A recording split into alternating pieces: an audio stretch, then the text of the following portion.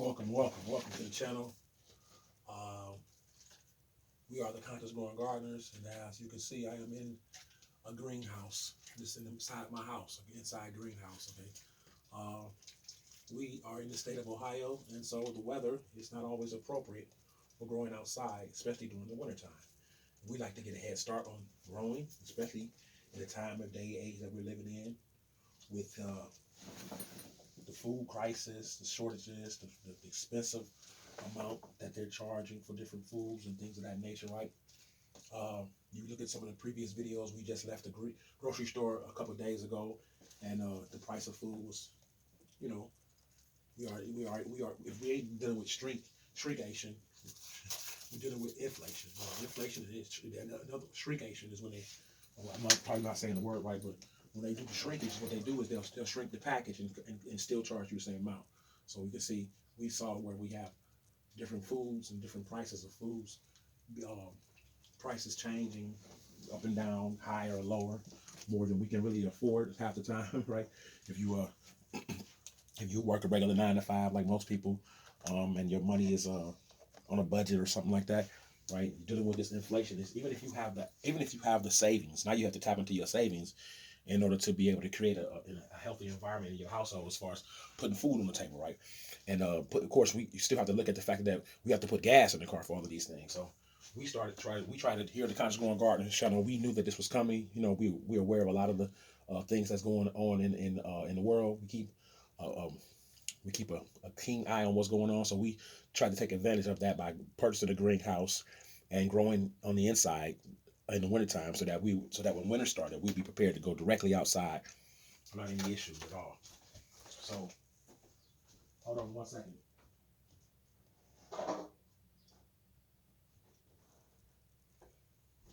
So as you guys can see, we got plenty of plants that are growing and healthy. We have some issues as well because when you don't get a chance to get to your plants, right? Your plants are not going to water themselves. Somebody has to water them. And so we've had some days where we've missed some watering. And so we have a few plants that's struggling with their lifespan because of missing water. You know, you can't miss the water on the plants. So we've done that. We've made those mistakes. So now we're in here trying to fix it by basically watering these plants, getting to them, and giving them what they need. We only have actually the funny thing is we only have a few more weeks before these are ready to go outside. So that's a great thing, but you know the bad thing about it is that the last couple of days we actually missed watering, and this is what's causing all of this leafage to to die off. So the plants are still alive, but as you can see, there's a lot of, I don't know if you can see that or not. There's a lot of damage to the leaves that are dying off and mostly because of lack of water. And they'll bounce back if you take care of them properly. So that's what we plan on doing. We're gonna take some of these old leaves that's on here that's dying off. We're just gonna remove them. Remove them. And the good thing about doing this in the daytime or anytime you want to, at nighttime, whenever you want to do it in the greenhouse or it's in the house, you don't have to worry about the attack of bugs on the plant because there's no bugs in our house. There's no creepy crawly things all over the place, right? So you can prune and because when you prune a plant, the pheromone, the smell of the plant leaves strong scent. A lot of times, insects and stuff will address that plant very aggressively because they can see it, especially if they feel like it's weak, they'll attack the plant.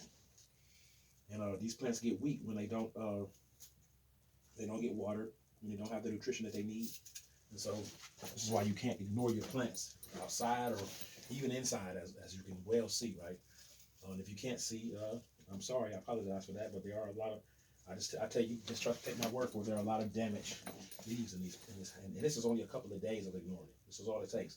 And of course, we tend to keep these lights on, which, you know, with our first time doing this is our first time actually doing the inside greenhouse. So this is a learning curve for us as well. So, you know, we normally just do outside plants. This is the first time that we had a greenhouse. We decided to, excuse me, I'm sorry my voice is so low because my back is turned to the camera. I apologize for that. But this is the first time that we started doing a greenhouse on the inside.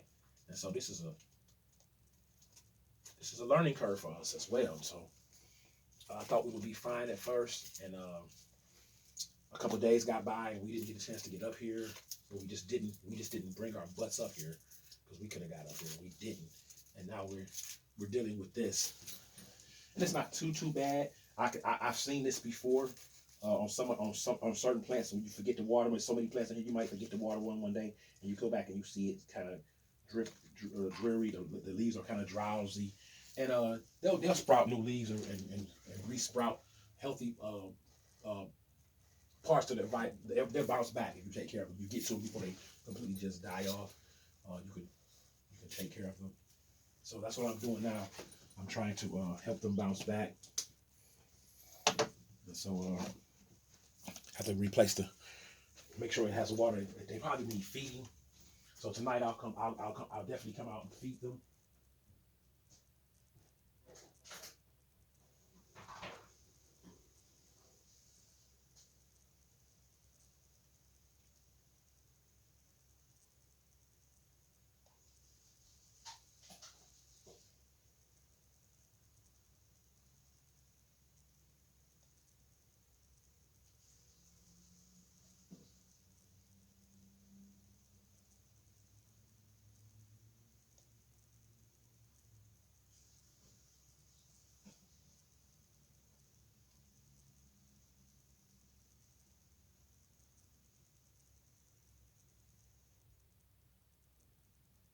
All right. So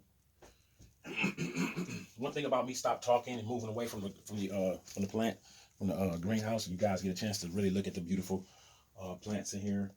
And I know it's kind of eerie that I walk away, but I have to help, and that I have my back to the camera, but I have to get these plants watered in, and I don't have a camera on the inside of the of the greenhouse, so this is the only place where I can set it up. So I apologize for having my back to the camera.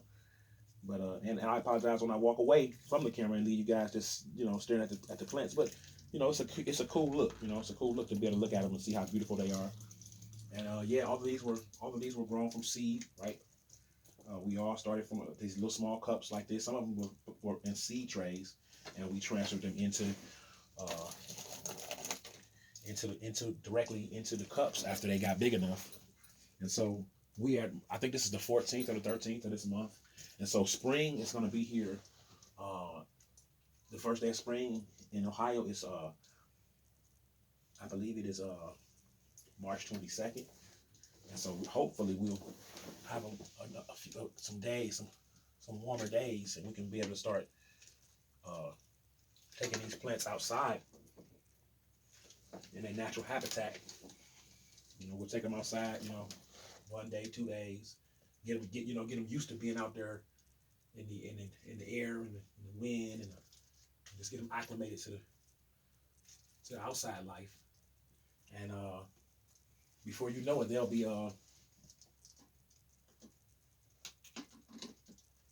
fully acclimated. Oh my goodness, I'm gonna go stick all this also. They'll be acclimated to the outside, and then we can go from there as far as the growing, taking care of them, making sure that they have what they need. And these are bounced. I think all of these are bounced back. I think most of them will bounce back. I'm not worried about it. They look pretty bad right now. I don't know if you're really looking directly at them. And that's, like I said, that's another thing. Keeping the lights on all night, keeping that sun going.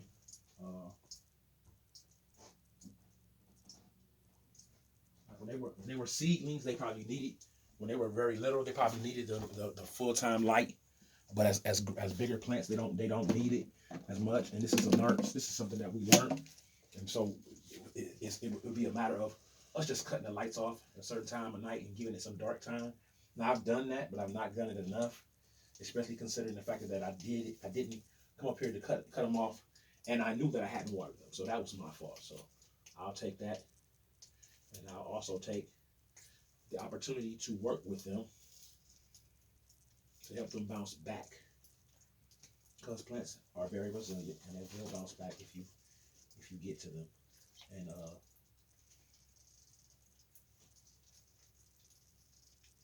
give them what they need. So that's what we're doing in here today. We appreciate all you guys for rocking with us, right, for watching the video. Like like I said, we've been doing this for about 5 years now. Uh, this is the first year that we actually decided to participate within the inside the greenhouse. Um, normally we, like I said, normally we just grow things outside, and we allow them to just let nature take its course. And those plants usually turn out really fine. This year was the first year that we decided to try a greenhouse and get a head start on plant life and on growing and having our own vegetables and stuff, because we knew that we were going through a food shortage, according to just even farmers. We watched so many years before where they were giving out stimulus checks. They was also giving out stimulus checks to the farmers, and the farmers weren't farming. There was no plant life in southern Ohio, which is we in northern Ohio, but we went down southern Ohio, took a trip down there, and we saw farm after farm with absolutely nothing growing out of it. So we knew that there was going to be an issue. So we wanted to get a head start on this type of thing, so that we wouldn't get caught slipping. And because you got to feed your family, And so this was very important. This was just something that really meant something to us. And gardening is something that's near and dear to the Conscious Growing Gardener's heart. We like to grow different things, and so every year we try to grow something different than the year before or whatever. So this was very important to us to do this, as well as to inspire others to grow as well. So hopefully we'll touch the minds of other people, the hearts of other people, right? And you'll see this plant life, and you'll start deciding, hey, I can do the same thing, right? It's not that difficult. It is a science tool, but it's not rocket science. Okay? And as people, we can truthfully, if you have somebody who could explain rocket science to you, if you were good enough in math, you can learn rocket science as well. So, but this is not what that says. This is agriculture science. And so, as we learn together, right, you guys can come along with us and learn, right along with us. You know what I'm saying? And we not to mention the benefits of growing your own organic fruits and vegetables, right? It's healthy for your family, your children, your mate, right? All of these things, right? All of these good reasonings for growing your own fruits and vegetables and having your own garden, right? So that's important as well. I believe, a pure benefit factor of growing is being able to go outside and not having to go to the grocery store every time you need something. Right, just be able to go outside and pick whatever you want off the tree, off the plant, and bring it in the house. Right, we went outside and picked out, stuff for meals out of our garden in times in the past.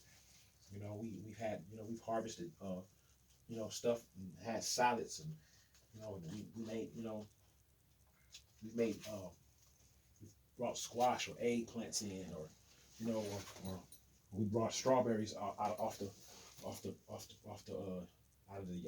the yard, and just brought them in and washed them off and ate them. And the funny thing is, you go to the grocery store and you look and you be like, man, you see the grocery stores, you see the prices of tomatoes and strawberries and stuff like that, and when it's just so nice to just be able to have them in your backyard and not have to go and spend that extra money. You know what I'm saying? Strawberries are very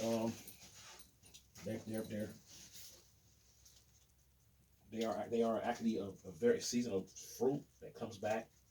Okay, so we planted strawberries 3-4 years ago, and that same patch every year brings strawberries back to our garden. So we don't have to do anything but water the garden and feed the garden for some fertilizer, of course. And every year we can look out there and look forward to having some strawberries. So that's a beautiful thing, right? Keeps the cost of keeps the grocery bill cost down in your house. Okay, we got some okra that I'm working with. So a lot of people don't like okra. We like fried okra. That sounds like we Southern people, right? Now, I'm not a Southern person, but my wife definitely is a Southern person. Okay, she her family's from Alabama, but I love some fried okra as well, right? One of my favorite songs is "Fried Okra." Fried okra. Mm. So whose song is that? Oh, that's my song.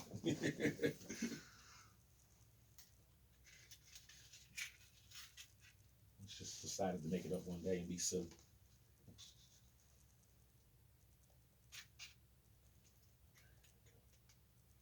Have a drain, got a little bit too much water.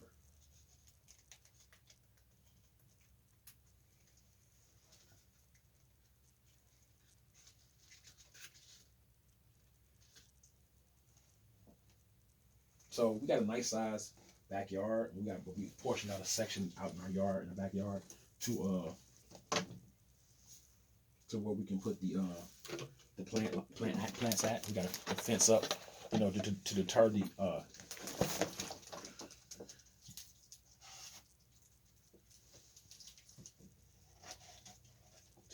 animals, things of that nature, right? As well, we try to use a little bit of Irish Spring soap, and we got some repels on that we got from I believe we got it from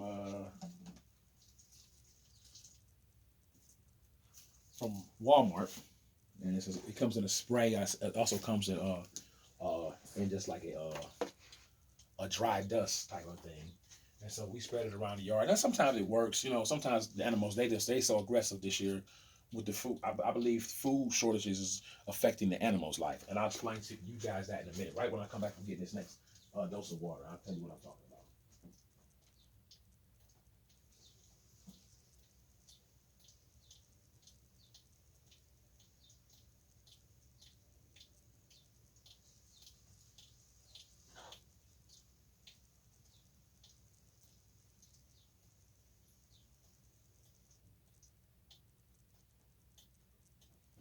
Okay, so when it comes to wildlife, animals, right, things of that nature, they usually, you know, get a lot of their you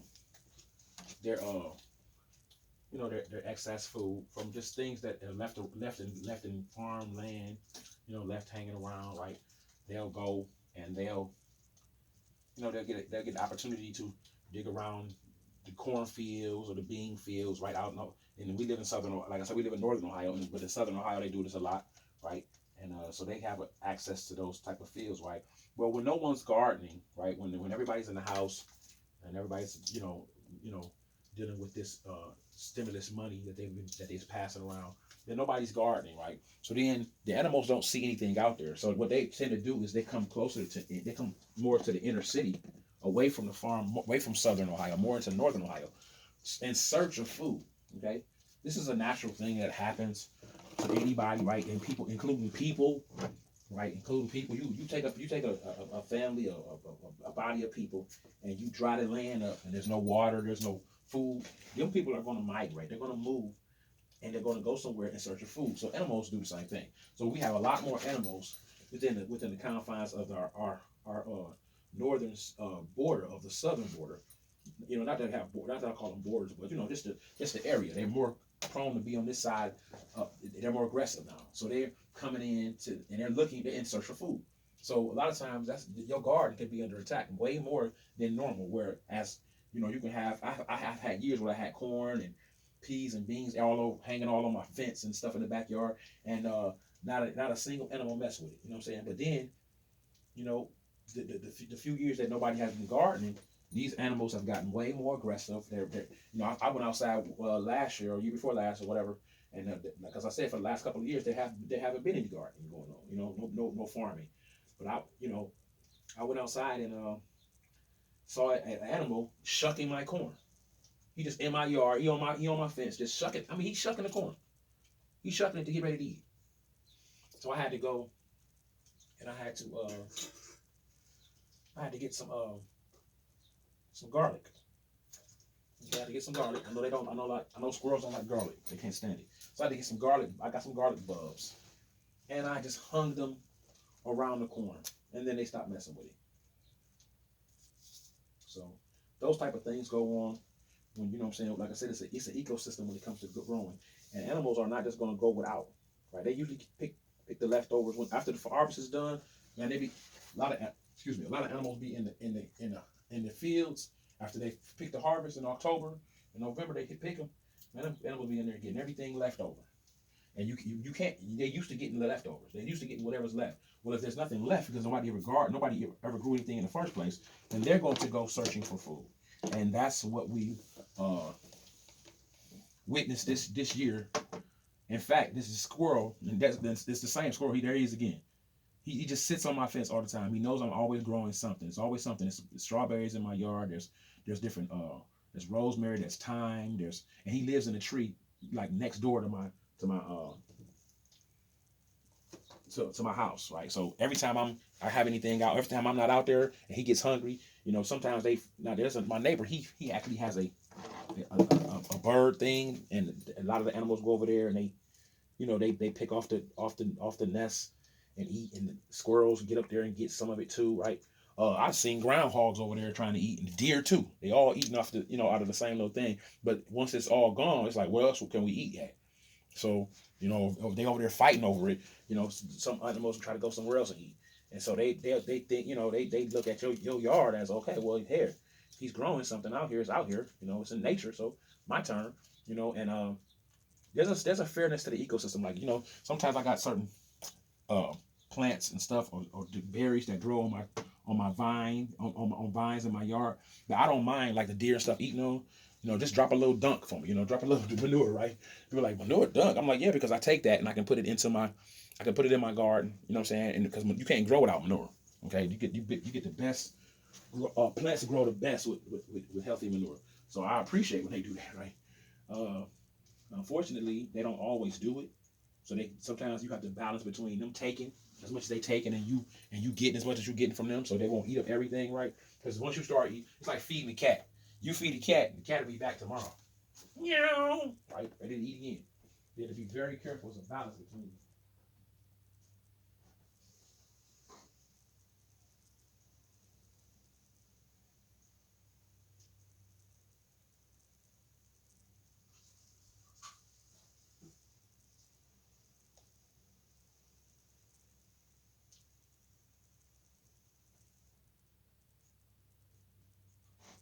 So we're not gonna be. I'm not gonna go vegan. I guess I would call myself. I'm about to go veganish. I'm gonna enjoy the summer. Uh, going to enjoy the summer weather. I'm going to enjoy the spring and summer weather, and we're going to have a few barbecues and things of that nature. But I'm getting up in age, and I just don't want to keep putting carcass meat in my body. So one of the things that I plan on doing is eliminating some meats from my diet. Most of the meats that I eat from my diet, I do eat a few of them. I'm going to start eliminating them. Period. And I've done this before. I was a vegetarian before, and so I'm going back to that.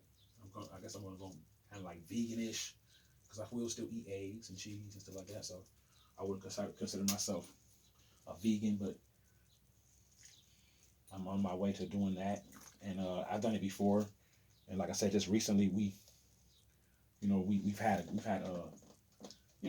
how it is when you have the family come through, you know, and hang out, and then you end up barbecuing, and there's wings and ribs on the grill, and you just like, oh, let me take a piece, and before you know it, you eat, for those, some people are just there. That's their lifestyle. They're not gonna ever cross that pattern. They just can't stand flesh meat, and I understand and respect that. But as well as I eat almost every. It's probably not a, a vegetable that I don't eat. Um, Honestly, if it's cooked right, when I was a kid, I used to hate Brussels sprouts, and I realized that whoever was cooking them didn't know what they was doing. If they're cooked right, you can eat them. Some people can't stand beets, but sometimes people don't know how to pickle them right. And if you eat pickles, you can eat a beet. It ain't not much different. Sometimes it's just a play. It's a game in your head that makes you think something's nasty, so that when you get it, you always think it's nasty. And we learn that as kids, and then we don't get over it. We still doing it as adults. Like, oh, yeah, you ain't that, that kind of thing. So there's a there's a line between healthiness, your consciousness, and your healthiness. And I tell people all the time, you know, you gotta learn it. You gotta learn to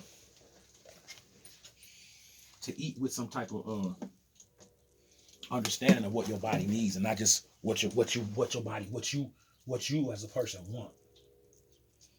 You know, everybody wants to taste things tasty and good, and it's just the way. Like I said, sometimes it's just the way that you cook them, that you prepare them, what you season them with. Right?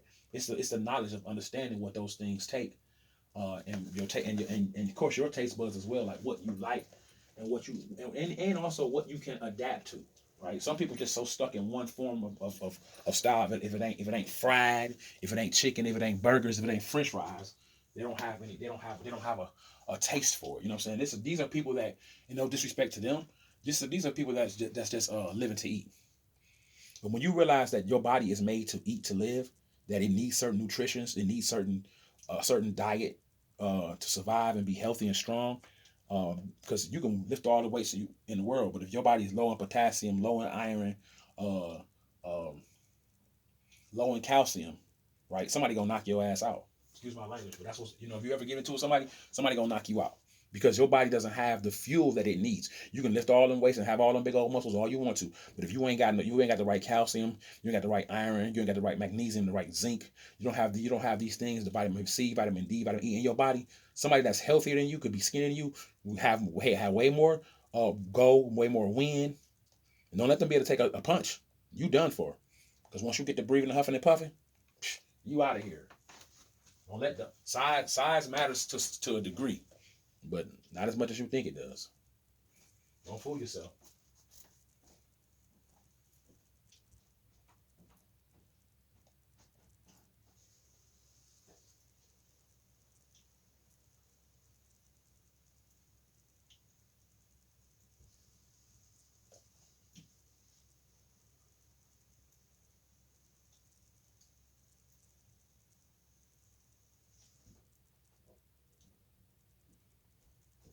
All right, Conscious Growing Gardener channel family. Those that are the new subscribers, we appreciate you all for subscribing to the channel, right? Uh, share this video, right? If you like the content, if it's your first time watching me and you found me by somebody else, or you just stumbled upon the channel, right? Consider subscribing to the channel, okay?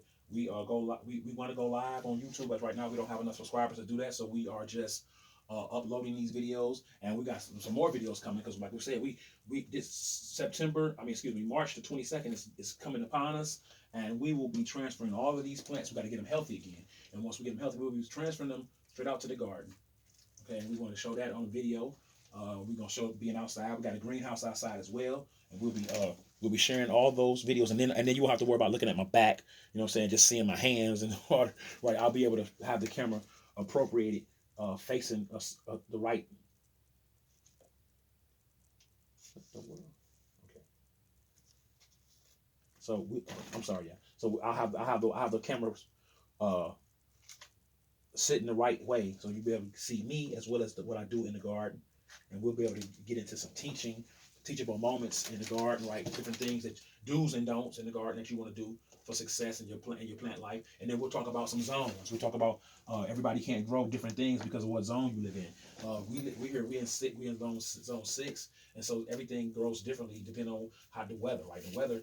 Plants grow by the weather. Okay, there are hot climate plants and there are cool climate plants, and some plants just grow better in colder weather. Some plants grow better in hotter weather, and we'll discuss those, and we'll show you why we bringing out certain plants out right when spring hit, and why we leaving others inside the house to maintain their heat and their growth and their vitality here in the inside greenhouse with your boy the Garden Guru and the Conscious Growing Gardeners. Okay, so please subscribe to the channel. If you like this video, hit a like, hit that thumbs to help with the algorithm, y'all. Support the channel by that way. That way, other people will get a chance to see these videos and see what we're doing, and we could talk consciously about why it's important to start your own garden, right? No matter where you at, right? I don't care if it's